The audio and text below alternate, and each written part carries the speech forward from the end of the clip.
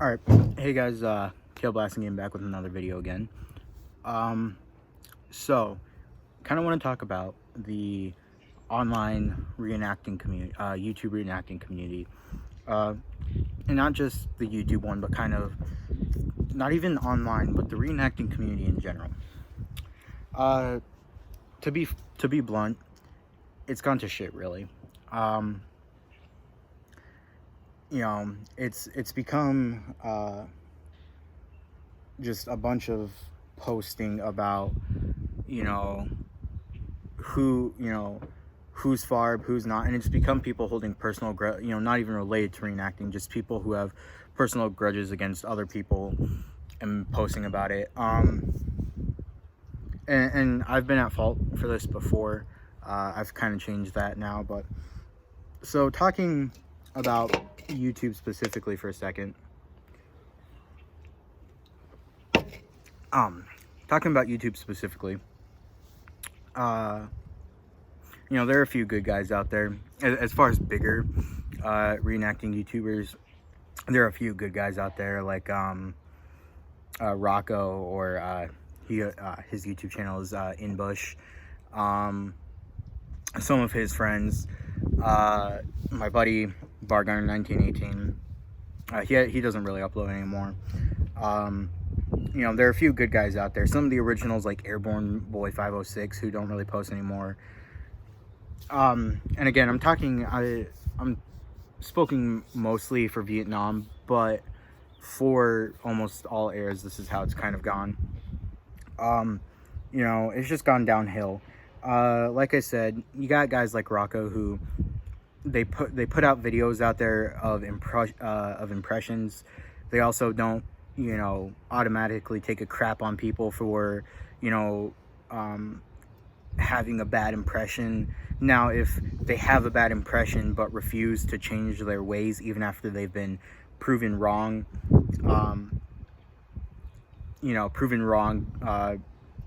with facts and actual original photos and stuff, they don't automatically go out and call them a FARB and stuff. But then you got, if you're on any of the Vietnam Reenactors Facebook page or the US Field Gear Junkies, you have guys that will, now I've been called out because they call you out for stupid reasons. I'm a little overweight. I'm 250 or 260, whatever. I'm 260 pounds, I'm a bigger dude. I'm not huge, but I'm still big. And, people will call me FARB simply because I'm a bigger dude. Most of my web gear is second pattern, and people will call me out for having a first pattern web belt with second pattern gear for a 1968 impression. And, I'm aware that's not correct, but I don't have any other web belts, and I have other things that are more important than a web belt to buy for my impression. And so, and you don't really, with all the gear on it, you don't really see the web belt. So why does it matter that it's a first pattern? You get called out for stupid reasons now. Somebody will just be starting an impression, and they might have, an Alice web belt, or they'll have Alice pouches or something, but they're just starting out. They're just getting into the research and all that, and they'll still be called a FARB. It's kind of just spiraled. And honestly, the worst era that this whole thing has come to is Civil War reenacting. If you look at Civil War reenacting, just the fight between FARBs and hardcore people, and the fight between hardcore people and people who just do it on the weekends for fun, has become insane. And the Civil War Reenactors page on Facebook has become just a giant meme page. And I don't think it's bad to, go out there and have a little fun and, pick at one group or some, but it gets to the point that people, and people get too political with it as well. If you have a Confederate flag or something on, not even talking Civil War reenacting, but talking like modern eras, like even early 2000s, 80s, Vietnam, World War II, whatever. If you in some way feature a a Confederate flag, people get pissed off and say you're a racist and all this. It's just dumb. Going back to guys like Rocco, they put out videos and content on their channels to help reenactors, and if somebody is just starting out and has a little bit of a Farby impression, they try and help them, improve it. They don't immediately just go for their throat and stuff. It's kind of crazy how it's gone downhill. Personally, I think the biggest eras where this has where this has gone downhill and is affected is World War II and Civil War. Now you do see it some in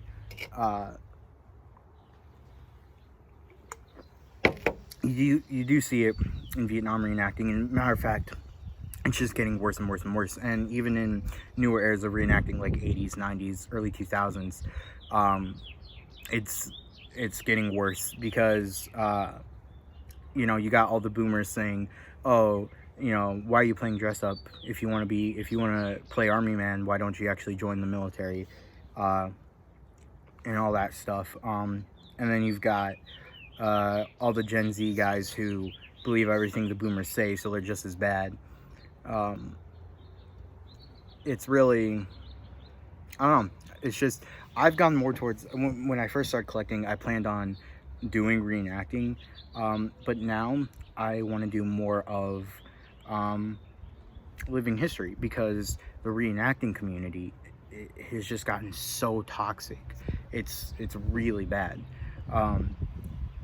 And then like in the Vietnam and World War II eras, you have the whole thing of airsoft reenacting versus blank fire reenacting. Now, okay, some of those airsoft events, yes, they're so Farby and they're horrible, and I can understand where some of the blank fire guys who hate airsoft are coming from, but they act as if an airsoft game cannot be held to the same standards as a reenactment. You tell them, well, oh yeah, this airsoft game, they have the same requirements as this blank fire reenactment. They have to have accurate impressions. They can't have this, and this. This must be in check, this must be in check, and this must be in check. And all the blank fire guys, and they're usually older guys, like in their 30s and 40s, who say, oh no, that's not possible. And the thing is, a lot of guys, what they do, the thing that bugs me the most about airsoft versus blank fire reenacting is blank fire reenactors who are against airsoft, act like, oh look, I've got a real gun, my gun's real, it ejects rounds and stuff, it has recoil. You can get an airsoft gun with recoil. The other thing that bugs me is like, oh yeah, I've got a real gun, you've got some crappy plastic airsoft gun, or you've got you may have a metal gun, but it's not accurate, but you can get an accurate M16 for Vietnam airsoft. And they brag about how they have a real weapon and how their weapon actually sounds like a real gun and stuff. The thing that bothers me about that is that their barrels have been, now, not all of them, but a lot of guys, they tap their barrels and they permanently attach blank fire adapters and stuff. And effectively what you've done is just made an overpriced toy gun. The whole thing, it's just stupid, because they act like they're so much better because they have a real weapon. But because nothing comes out of the barrel, all you've effectively done is just made an overpriced noisemaker. It's basically become an expensive toy. And guys will pay $1,500 for their ARs and then put a blank fire adapter in it, and it's just become a crap. It's become an overpriced. Again, I'm repeating myself here.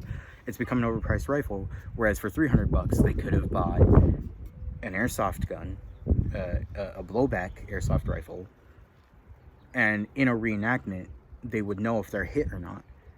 That's the other thing that bugs me is, blink fire reenactors, they act like they're so much better. But in blink fire reenacting, you don't know who's hit or not. You don't have an actual projectile coming out at you, hitting you, so you don't know if you've been hit or not.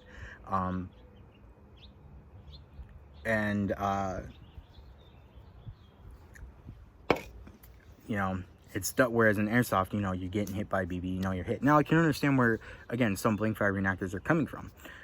You have to wear iPro for airsoft in most cases. Not all games require it, but in some cases you have to wear iPro, in some cases you have to wear Face Pro and stuff, and so it just, safety restrictions cause it to become Farby, and so I can understand where they're coming at from that aspect, but that isn't all of it. The other thing is, so like for me, I do living history, and I have a JG airsoft gun that is a fairly accurate representation of a A1. The only really thing wrong with it is that it's got a delta ring instead of a slip ring, and it's got an A2 stock, and the front sight assembly is not mil spec, so I can't attach a bayonet to it. But other than those three things, it is a fairly accurate representation of an A1. And for me, who doesn't do reenacting, I'm fine with that. I only paid $150 for that rifle, brand new. But I get made fun of for using an airsoft rifle. But the thing is, I'm not going to spend now, as a gun enthusiast, I would love to have like a Brownell's AR-15 or to build one from a Colts Park kit or something.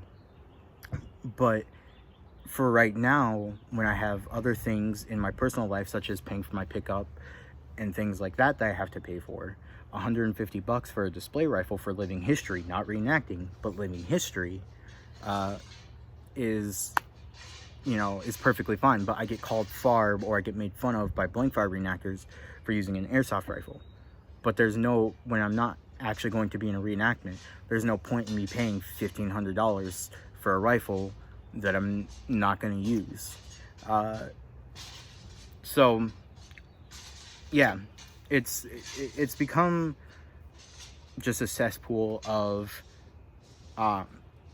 superiorism. Everybody's trying to be better than one another, and it's become, I say superiorism, which is kind of correct, but really it's become a fight of classes. It's become a whole fight of, it's become classism. You're either in the FARB class, you're in the in-between class, or you're in the Chad, I'm the greatest person ever class. And these classes keep fighting among one each other.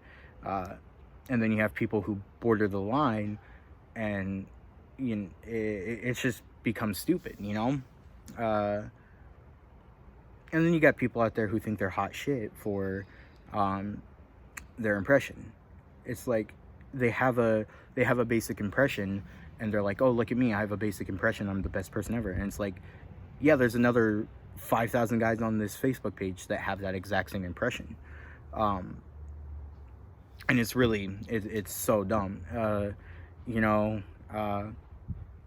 the other thing is, oh crap, what was I gonna say now? Oh, things like, certain pieces of equipment, if you use a certain piece of equipment, you get called a FARB. So like if you use an Arvin ruck for one of your mid to late war impressions, or even a tropical ruck, people will call you a FARB and say you need to get a lightweight ruck and stuff. Even after being shown evidence of people in that unit and even veterans saying, oh hey, yeah, I used an Arvin ruck when I was in in country in 69, or I used a tropical ruck when I was in country in 68, or whatever, they still, because it isn't the status quo, you get called a FARB for it. Even after providing proof, you get called a FARB for it. And I think that problem really is, it's just dumb, because then it's misrepresenting history. Because if you don't represent all aspects of history, then those parts get lost. And that's what we're all here to do, is to preserve history. But if you if you don't portray those certain aspects, then those aspects get lost, and it becomes, you know, lost, and then that defeats the purpose of what we're trying to do. And like one of the other things like that, you know, first air cav in 1970 and onward, you see a lot of guys that drop their web gear and go to the bandolier bra. But if you do first air cav 1970 onward and you wear web gear, you know, people will say, oh, you need to get rid of your web gear, you need to wear a bandolier bra because that's what everybody did.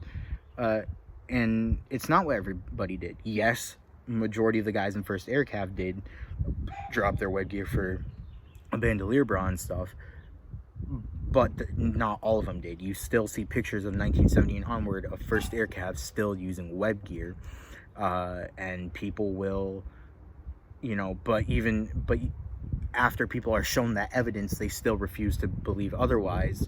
And so because you're not following the status quo, you're called a farb. And I mean, it's dumb because, you know, people talk about it all the time if we've become a society of followers, and you don't think that can affect hobbies. But if you look at reenacting, it does. You know, if you don't follow the status quo, then you know, you're a bad person. But if you don't follow the status quo, then you're preserving another part of history, but you're crucified for it, and then it defeats the whole purpose of reenacting. If we follow a status quo, then we defeat the purpose of what we're trying to do as reenactors and living historians. We're trying to preserve history while having fun. And if we don't portray those certain aspects, you know, such as certain units using Arvin Ruck's late war, and you know, some first air cav guys in 1970 wearing web gear and stuff, it becomes lost and diminished, and it defeats the purpose. Yeah, so that's really all I got for this video, guys. Comment down below what your opinion is on this whole thing. Personally, for me, I think it's just become a cesspool of shit posting and a war between classes, and you know, it's become, you know, it's just become a cesspool, like I said. So like I said, give me your opinion down in the comments. Tell me what you think. I just think it's insane how, because back when I first started collecting and reenacting and stuff, people were there, people were encouraging, people were, you know, you had the few people who called me out and said I was far, but I was just a kid back then. And so there were those people who encouraged me and who helped me build my impression, and who helped me with research and stuff so that I could build a better impression.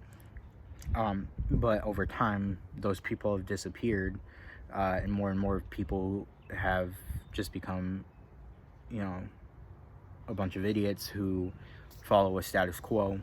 And reenacting has just really gone downhill since I first started. So anyways, that's it for this video, guys. Peace out.